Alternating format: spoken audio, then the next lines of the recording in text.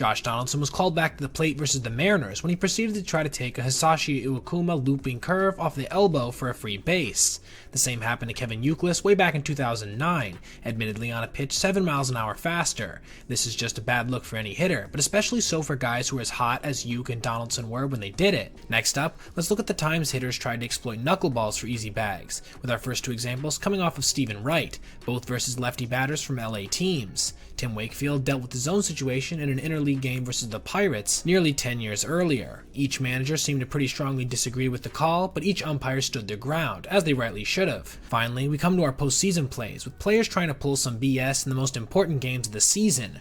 First up is Wilson Contreras, leaning into a first pitch slider with 1 out in the 8th inning of a 2-run game. He was called back to the plate, where he was legitimately hit 2 pitches later. This caused a bit of controversy between the two teams at the time, but it ended relatively quick. Our last example is actually a 2-for-1, with Aledmys Diaz attempting to lean into multiple offerings in one at-bat, first whiffing on a lean-in versus a curveball high before actually making contact with his elbow guard in the second pitch. He was also called back, with his at-bat eventually ending in a ground out to finish off a Game 1 victory for the Phils.